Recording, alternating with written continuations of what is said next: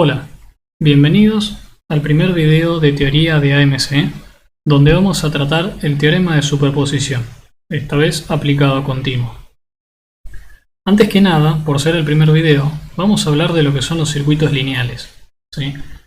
Como dice la diapositiva, informalmente podemos definir los circuitos lineales como aquellos en los que todos los dispositivos mantienen su valor independientemente de cuánto valgan las fuentes. Esto parece medio raro, pero es un tema de que uno en general no está acostumbrado a ver elementos por ahí en análisis de circuitos como diodos o transistores, al menos en cuarto año. Típicos ejemplos lineales son resistencias, capacitores, inductores y algunos otros más con los cuales nosotros no vamos a trabajar en la materia. En general en AMC no vamos a trabajar con cosas que no sean lineales, por eso podemos aplicar la gran mayoría de estos teoremas. Entonces, ¿qué dice el teorema de superposición? Dice que en un circuito lineal, cualquier magnitud se puede calcular como la suma de las magnitudes que aporta cada fuente. Esto lo que nos dice en realidad es que magnitud puede ser o para nosotros o una corriente o una tensión que cae en una resistencia, en lo que sea. Entonces, si yo tengo un circuito que tiene n fuentes, B1, B2, así hasta Bn, supongamos que yo quiero calcular la corriente que pasa por R4. Entonces lo primero que tengo que hacer es asumir un sentido para esa corriente. Porque como tiene más de una fuente, yo no puedo ver el sentido real que tiene, entonces no me queda otra que asumirlo. Luego, el teorema me dice que para cada una de esas n fuentes voy a generar un circuito auxiliar donde voy a pasivar todas las otras fuentes y después voy a calcular la magnitud que yo quería, en este caso IR4, y ese va a ser el aporte individual de esa fuente a la magnitud que yo quiero medir. Por último, cuando tenga los aportes individuales de cada una de las fuentes, lo que voy a hacer va a ser calcular, en este caso IR4, como la suma de cada uno de ellos, pero voy a tener que tener en cuenta los sentidos.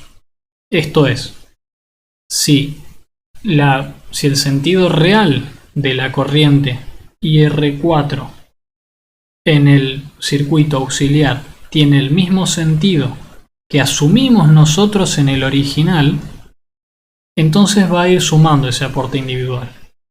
Si va en sentido contrario, va a restar. Ahora lo vamos a ejemplificar para que se entienda mejor de qué estamos hablando. Supongamos que tenemos este circuito y nos piden calcular IR4, como veníamos hablando hasta recién. Por supuesto, si a nosotros nos dan un circuito de estos y nos piden calcular una magnitud, todo lo que está ahí en el circuito es dato, es decir, todos los valores de la fuente son conocidos y todos los valores de las resistencias son conocidas. Entonces lo primero que tenemos que ver es que nosotros no sabemos para dónde va a ir la corriente de R4, si va a ir de lo que se ve en el dibujo para arriba o para abajo. Entonces tenemos que asumirlo. Nosotros por alguna razón vamos a asumir que va para abajo y vamos a seguir. El segundo paso es generar para cada fuente un circuito auxiliar, como habíamos dicho, donde pasivamos todas las demás fuentes. Abajo a la izquierda se ve el circuito de B1, se ve que pasivamos B2 y B3 y recordemos siempre que pasivar una fuente de tensión significa convertirla en un circuito cerrado, es decir, un cable. Abajo en el medio tenemos el circuito que corresponde a B2 y abajo a la derecha tenemos el circuito que corresponde a B3. Notemos que en estos circuitos, como son de una sola fuente, ya sabemos cuál es el sentido real de la corriente que va a pasar por R4, al menos para esos circuititos chiquitos, porque nos podemos imaginar las cargas moviéndose y de ahí ya lo podemos sacar.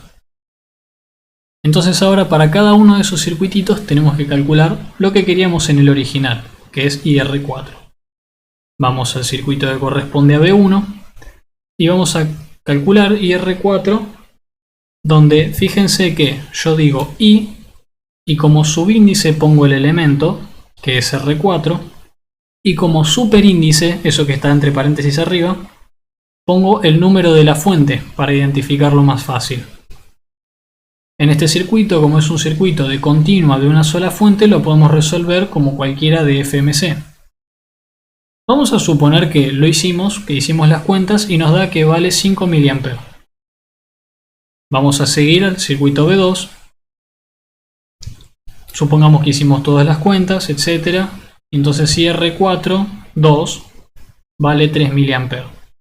Después seguimos para B3, supongamos que averiguamos IR4 en ese circuito y nos da 4,3 mA. Bien.